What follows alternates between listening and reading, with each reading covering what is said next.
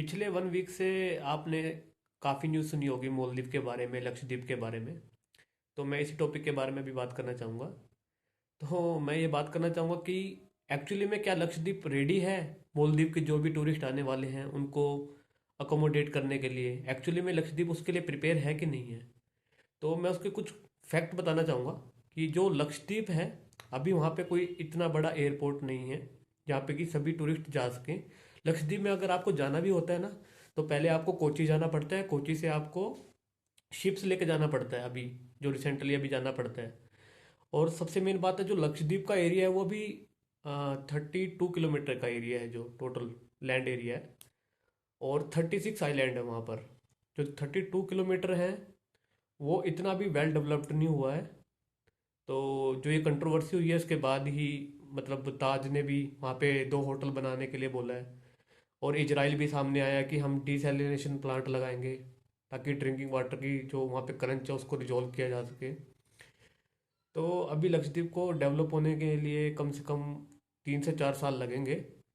अगर आप alternate option तलाशना चाहते हो मालदीव का, तो मेरे अकॉर्डिंग आपको अंडमान निकोबार जाना चाहिए, क्योंकि उसका एरिया भी बड़ा है वो। एज कंपेरिजन टू लक्षद्वीप ज़्यादा डेवलप भी है। तो मेरा पॉइंट ये है कि अभी लक्षद्वीप को डेवलप होने में काफ़ी टाइम लगेगा।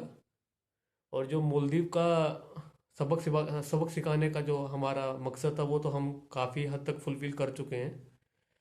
बट मेरे अकॉर्डिंग मालदीव भी हमारे लिए उतना ही इम्पोर्टेंस रखता है, क्योंकि जियो पॉलिटिक्स में मालदीव की कुछ वैल्यू है जो हमारे लिए काफ़ी इम्पोर्टेंस रखता है। क्योंकि अगर मालदीव चाइना के कब्जे में आ जाता है, डेप्ट ट्रैप में वो फंस जाता है, तो उसको काउंटर करना थोड़ा मुश्किल हो जाएगा। क्योंकि ऑलरेडी पोखरा एयरपोर्ट है जो नेपाल में, वहाँ पे चाइना ने कब्जा कर लिया है। हम्बनटोटा पोर्ट है जो श्रीलंका के अंदर, वहाँ पे भी श्रीलंका से उन्होंने 99 ईयर के लिए लीज पे ले लिया है।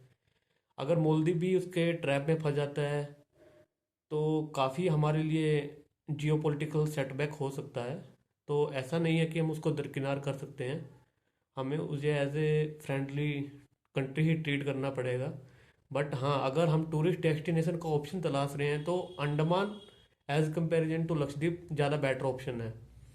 क्योंकि बांग्लादेश के अंदर भी कंटिन्यू इन्वेस्टमेंट कर रहा है चाइना, और पाकिस्तान तो उसका दोस्त है ही। म्यांमार में भी ऑलरेडी एयरपोर्ट और पोर्ट डेवलप कर रहा है चाइना।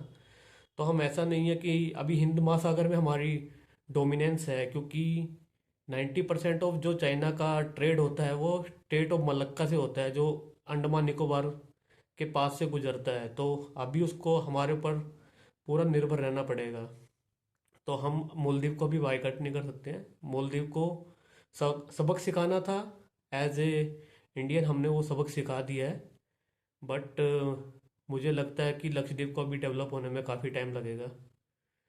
और आई होप लक्षद्वीप डेवलप हो जाए और मालदीव को आगे फ्यूचर में रिप्लेस कर दे, ताकि इंडिया का पैसा इंडिया में रहे। Thank you.